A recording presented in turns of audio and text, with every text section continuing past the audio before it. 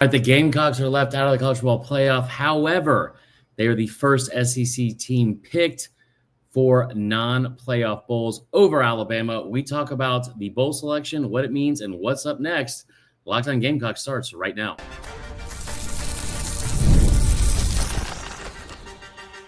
You are Locked On Gamecocks, your daily podcast on the South Carolina Gamecocks, part of the Locked On Podcast Network, your team every day.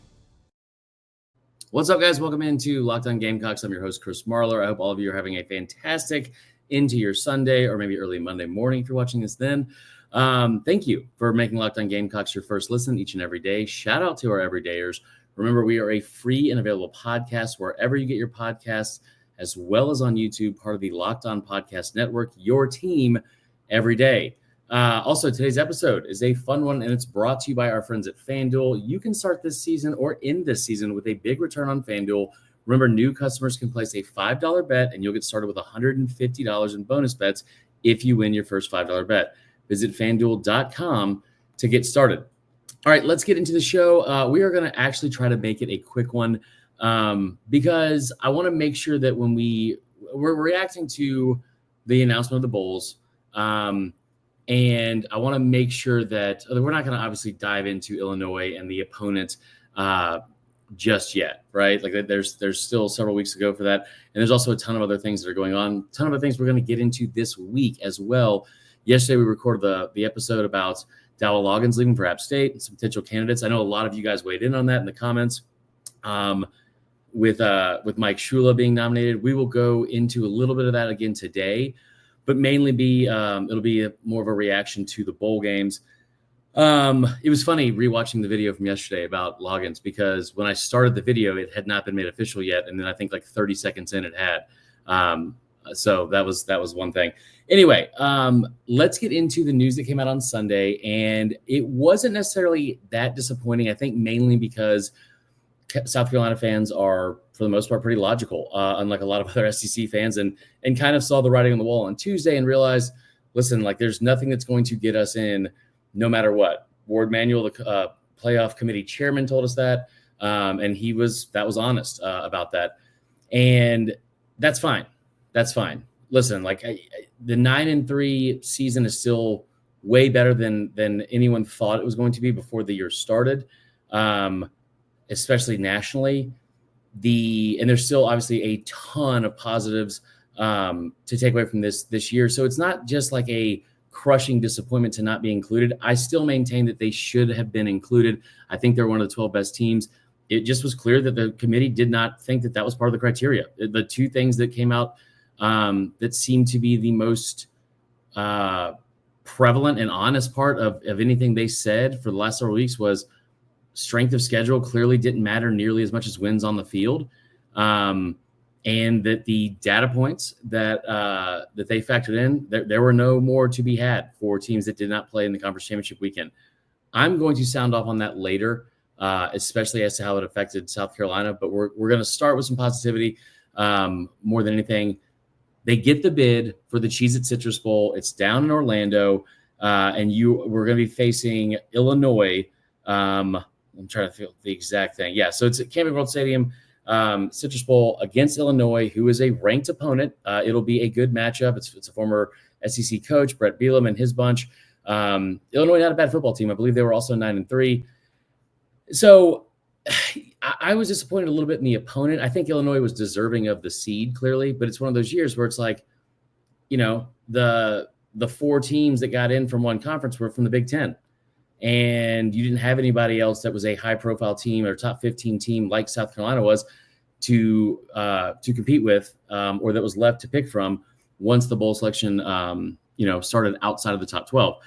Still a good game. It is still a great bowl game. Here's the biggest and most positive takeaway you can have from this entire bowl selection, day is.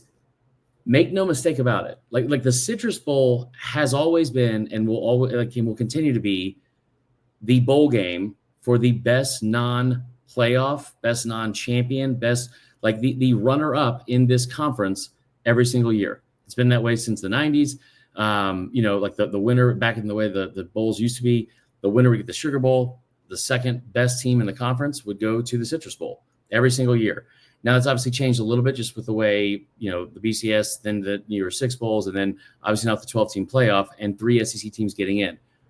But what this tells us and what we have confirmed, and people like Brad Crawford have confirmed this, and I can tell you from both sides of covering the SEC, not just South Carolina, but also, knowing some behind-the-scenes stuff with Bama and also like covering the entire conference, South Carolina was the first choice to go to this bowl game. And it is the best non-playoff bowl for an SEC team to go to. They were chosen over Alabama. Now, I'll tell you right now, there were several people on the Alabama side, mainly fans, some media, that wanted to spin this in a way that was, oh, Bama turned down the Citrus Bowl. Okay, really? They turned down the Citrus Bowl to go to the ReliaQuest? No, they didn't. South Carolina was chosen over Bama to be the representative from this conference and be the highest selected team outside of the playoff from the SEC. That's a big deal. It might not have said it in the standings, but you're talking about, the fourth best team in the committee's eyes and then the bowl selection eyes, not necessarily the voters, but like everyone else and the people that matter that are making these decisions. That's where South Carolina is ranked in terms of relevance, importance, what they're going to bring to a bowl game in terms of like not only what they deserved from what they did on the field, but also what the fans can bring, who's going to show up, who's going to travel, all of those things. They chose South Carolina over Alabama. And we sat here for a while during, the build up to the final selection and also throughout the last several weeks of the season. And I think a lot of people were already over the idea and the potential that a name brand team and a blue blood name brand team like Alabama was going to get the benefit of the doubt no matter what, like they always seem to do. And even though they weren't chosen for the playoff, this is a decision that they got right. Choosing South Carolina in this bowl that is this high in terms of like the pecking order and the totem pole of bowl games for this conference, they at least got that part right. So out of a day that is filled with frustration and a little bit of like anger because of just some of the blatant hypocrisies and things that we're going to finish out the last month of the season and month and a half or whatever and look at teams and say, damn well that they would not beat South Carolina with the way they ended the season. And I'm probably beating a dead horse at this point because I've talked about it so much, but I'm still frustrated about it. So I'm going to continue to do it, at least until now. The bowl game, like I said, is it's on New Year's Eve. It is a 3 p.m. kick. Let's see here. I believe there are 2 other actual playoff games that day. Let me double check here. There's like 1,000 bowl games, obviously, but so there's only one other one. There's one quarterfinal game that night, and it's whoever's playing Boise, which is just wild to see. I think that's the SMU Penn State winner playing Boise in Glendale. And so this will be the afternoon appetizer for that. When we come back, we're going to talk a little bit more just about the bowl game itself, some of the things that Beamer said, some of the other things that people around the country said about the South Carolina team on Selection Sunday, what is going on moving forward when the bowl practices will start, all that good stuff. Locked on Gamecocks continues next.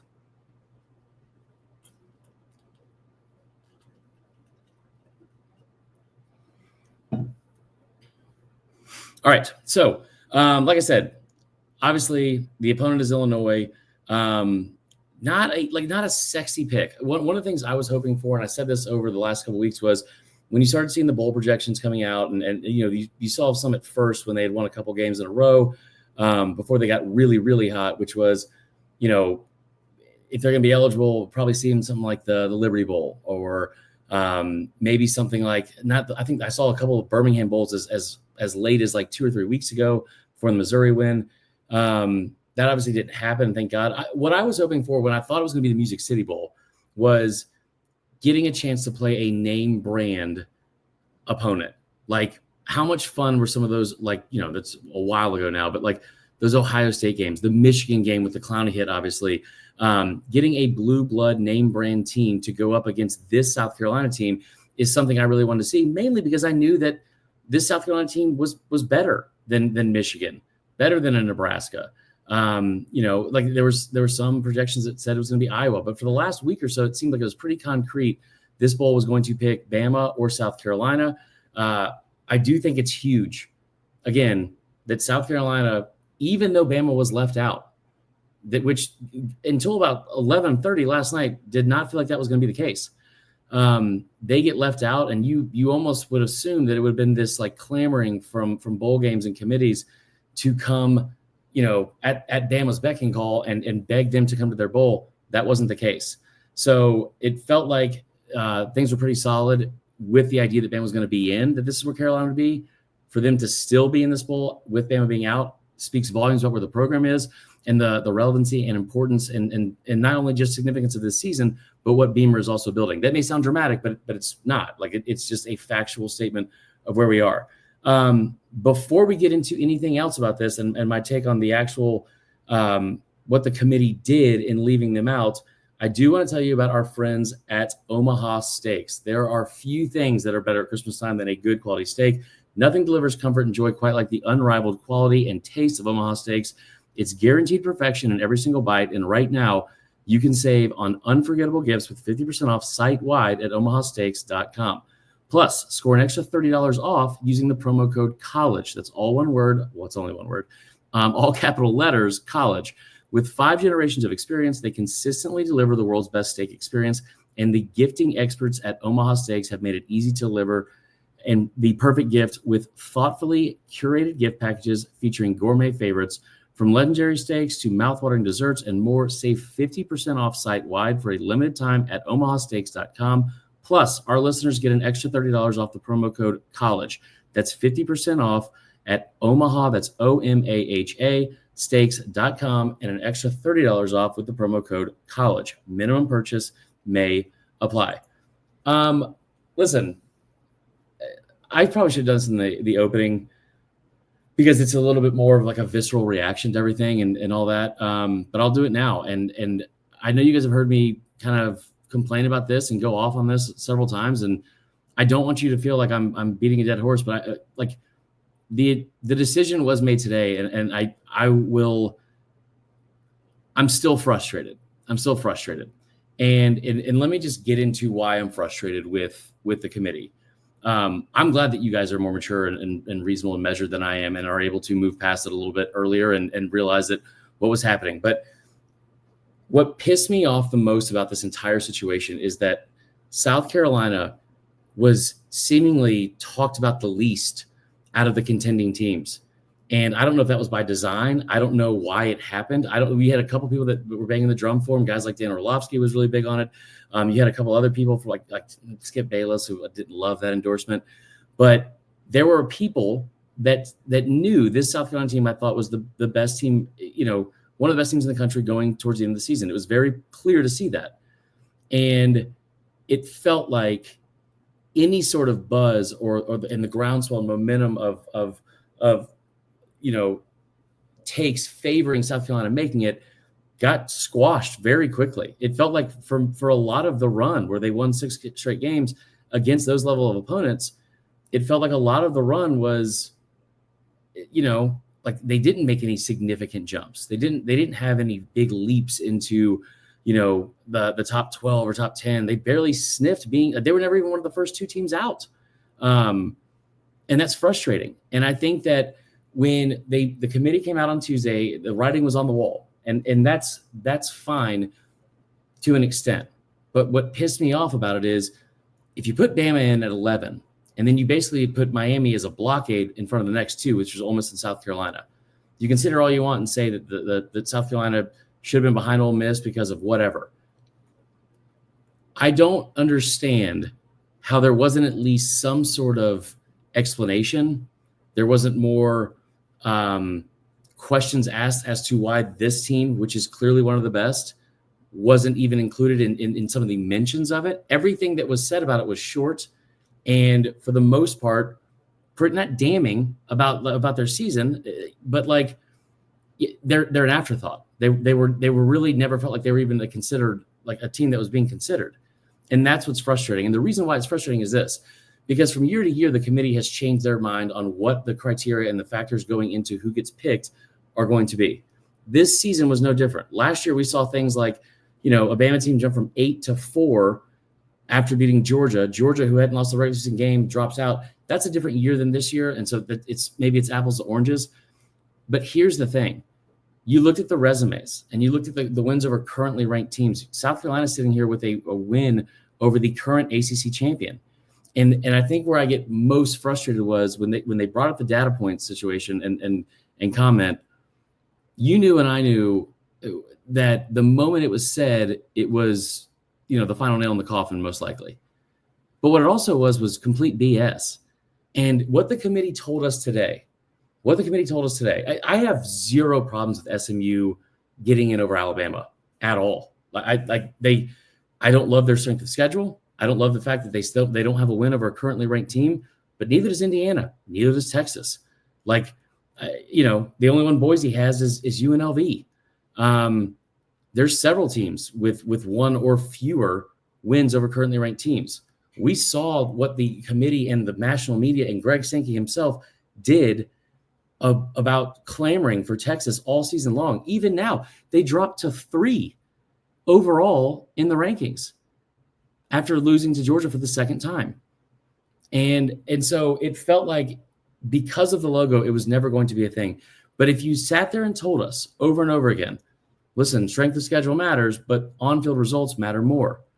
And you have being in a conference championship game, not just winning one, but the participation alone in a conference championship game is really, really important. Here's where I push back on that. And it's probably the most valid point I've made since we started recording. If you're going to tell me that the conference championship games matter that much, then why did they not matter and the participation in being in them matter in the Big 12 game? Because in that game that was on Saturday between 10-2 Arizona State and 10-2 Iowa State, we knew as soon as it was announced, the winner of that game was getting into the college football playoff. The loser was out no matter what. Keep in mind, both those teams had a higher ranked strength of schedule and a better resume than SMU.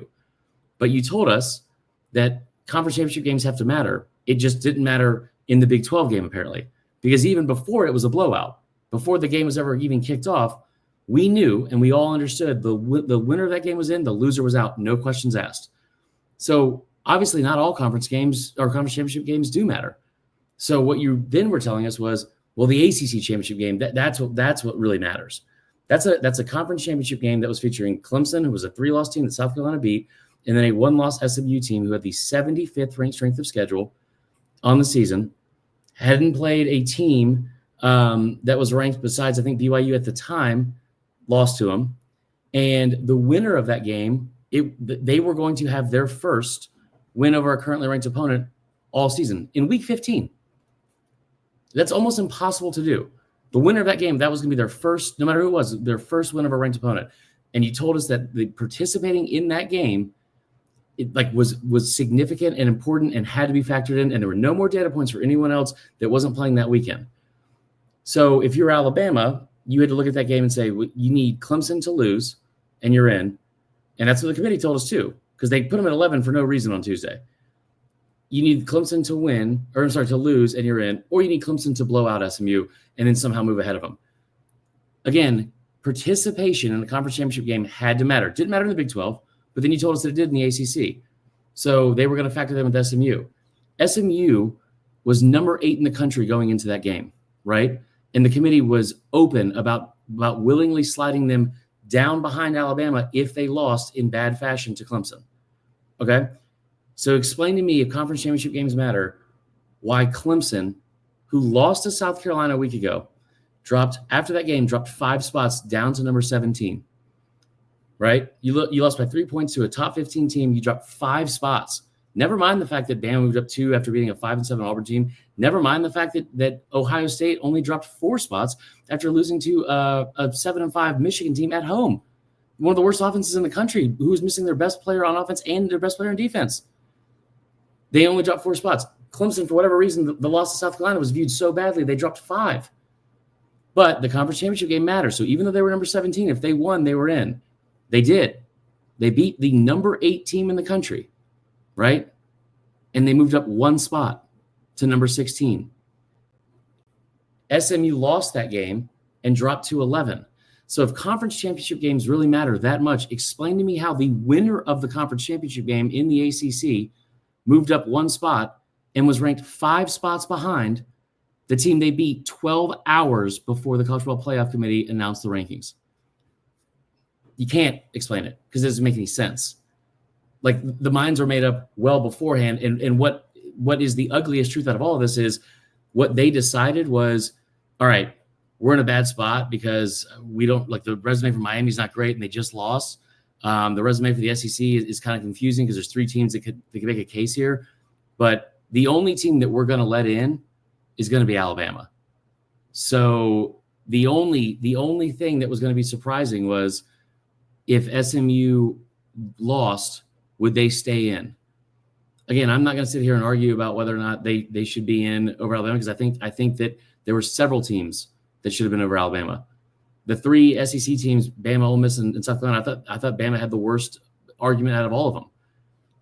But the fact that South Carolina was never considered, and those were the kind of decisions and the things that were carried out after you told us conference championship games matter, it's clearly a lie.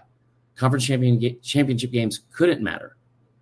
And if they did, you wouldn't have had the team that lost one still be 5 spots ahead of the conference champion 12 hours later. Makes no sense. That is my soapbox on that and the committee and what they did. We're going to close out the show real quick with more reaction to that, and mainly just an idea of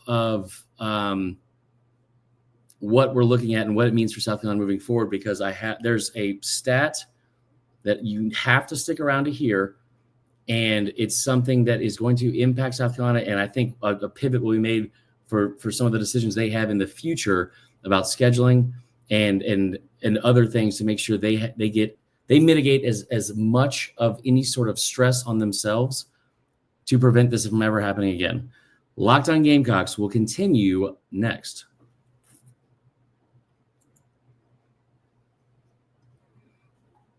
All right, before we get into the final parts and the one number and stat that I feel like I have to share with you guys, moving forward, let's talk about our friends at FanDuel. They have a ton of numbers and stats and also things to bet on. You could even go in there right now, and if you do not have an account, sign up today.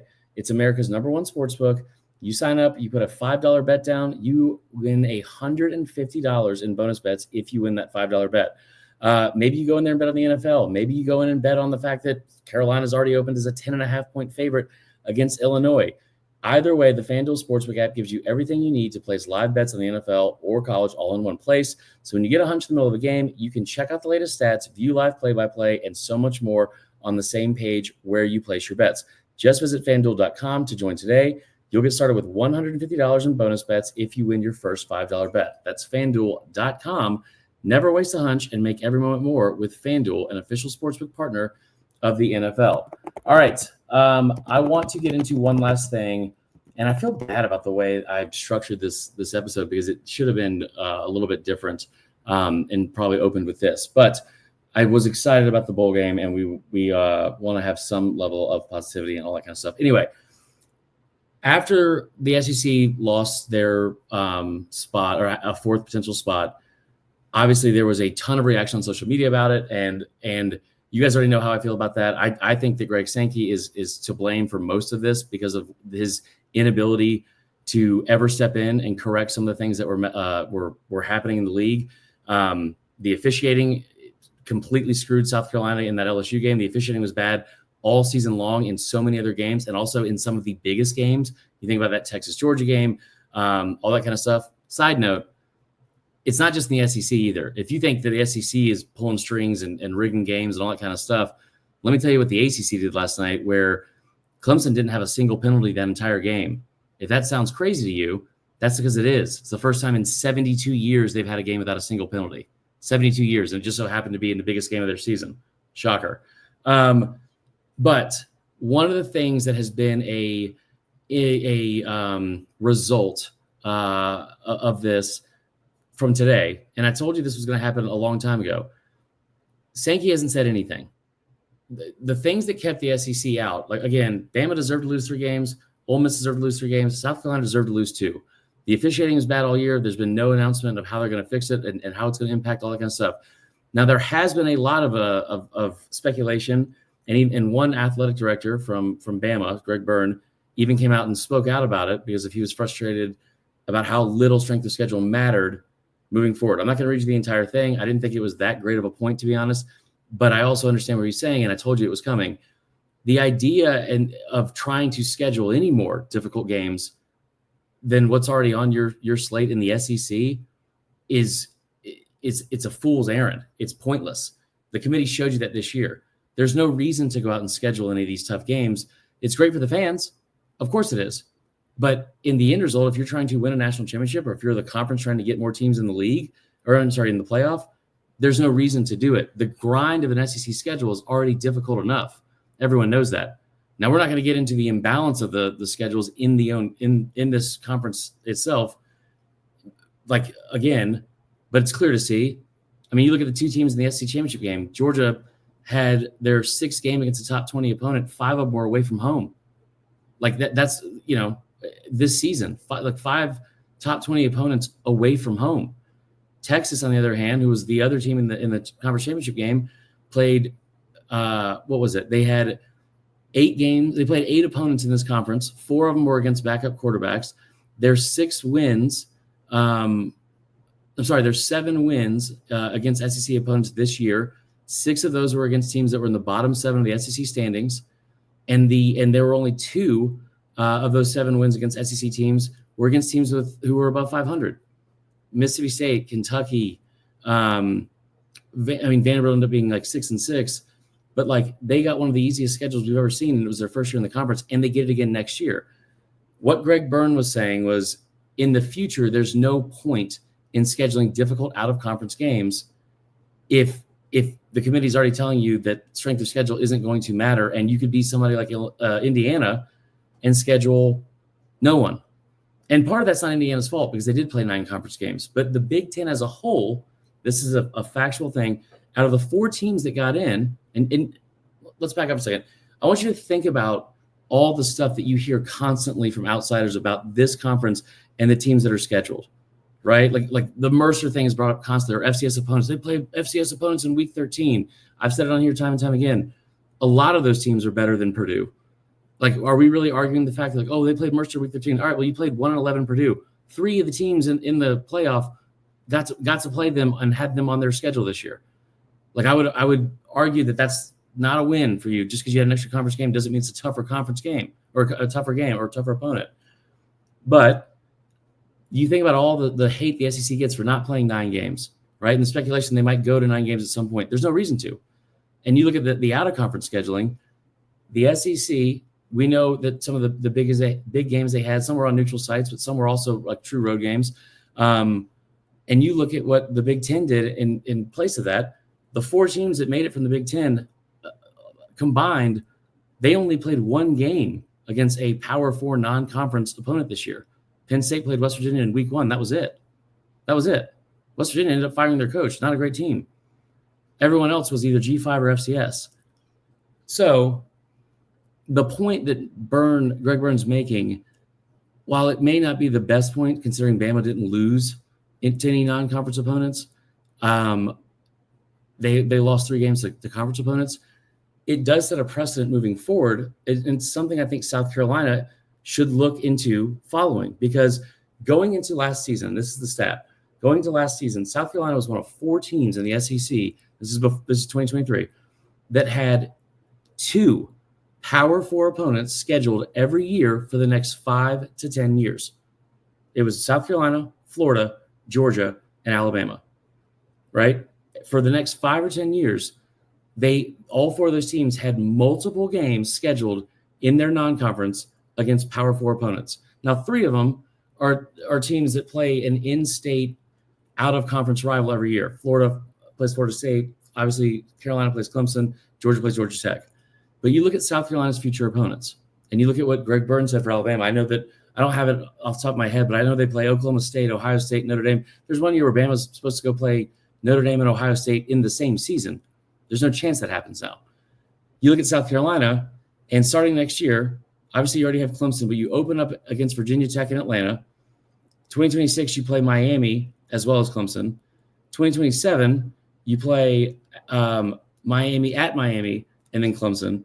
2028, you get North Carolina, and 2029. 2030 and 2031, you get NC State. 2032, there's no one on there yet. And so it's up until 2031, you have a Power 5 opponent or Power 4 opponent. You have 2 of them in your 4 non-conference games every year. There's no reason to do that. Now, I don't think South Carolina is scared to go play those games at all, and I love to see it. And it's great for the fans. But you look at a team like Indiana, and if you're thinking big picture about trying to get into the playoff, Indiana's a team that coming into this year with a first-year head coach, they had a game scheduled against Louisville. Louisville is like 8-4, I think, or 7-5 this year. Not a great team. They were ranked at one point, but whatever. They looked at that and said that could be a potentially tough game. We're going to drop that game. We're going to end up going to schedule Western Illinois, an FCS opponent. That's a great move by Indiana. It worked out. They won that game. They won 10 other games, and they got into the college football playoff without any sort of hesitation from anyone else that was watching it. Like they were never in doubt to make it, even with going to that Ohio State game. They only played one team with a winning record, and it was 6-5 Washington. So moving forward for South Carolina, I'm not saying you go run or tuck tail or anything like that, but in the big picture, if you are trying to take this program into being like at the next level and compete for SEC championships, compete for making a spot in the 12 to 14 team playoff, whatever they have next year, and compete for national championships, I'm not saying you run from competition, but as we saw this year, having the 15th ranked strength of schedule and quality wins over like multiple teams that were ranked at the time, did you nothing. And the SEC clearly didn't do you any favors with what happened against LSU. And they also never went and banged the drum for you to the committee at any point going into the selection. So if you're South Carolina, you look out for number one. And I'm not saying that, again, you're not scared of going to play UNC or anything like that. You are in the process of putting up a fence around the state and owning the state in Clemson. But again, it clearly does you no good outside of being able to beat your chest a little bit harder and a little bit louder if you win those games. It does you no good to schedule them. And I think the concern moving forward is if the reward is so much less than the risk, there's no reason for South Carolina to do it. That is all for today's show. I appreciate you guys. We'll be back on tomorrow afternoon, Monday afternoon, for another episode as well. You guys have a great night, and we will see y'all then. Go Cox.